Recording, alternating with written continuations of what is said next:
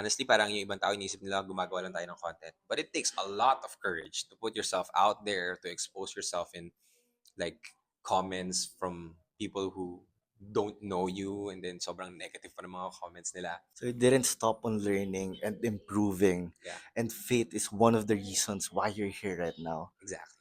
So can you tell us what is the biggest problem you encountered for the 8 years of your career and how were you able to overcome it? Mm, the biggest problem is the biggest problem na experience ko in content creation is the battle of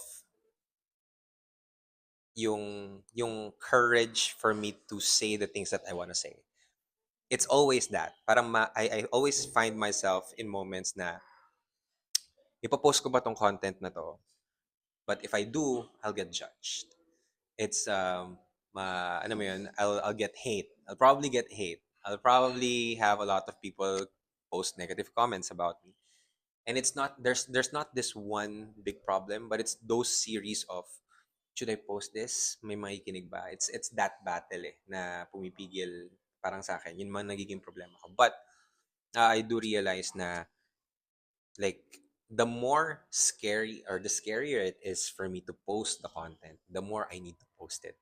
Because a lot of people are gonna relate to it or it's gonna spark a conversation, which is the point of social media. Na kailangan, honestly, parang yung ibang tao iniisip nila gumagawa lang tayo ng content. But it takes a lot of courage to put yourself out there, to expose yourself in like comments from people who don't know you, and then sobrang negative pa ng mga comments nila.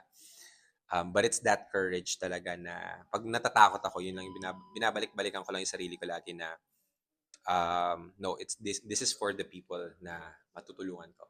So how were you able to deal with your bashers? Kasi hindi natin maiiwasan yan, lalo sa mga famous content creator like Lou. How were you able to? So, my my take on haters is different from other people.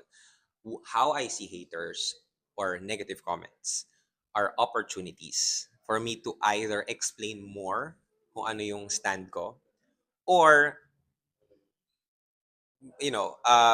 create friends and connection or even fans from them as well. I see every negative comment as a way for me.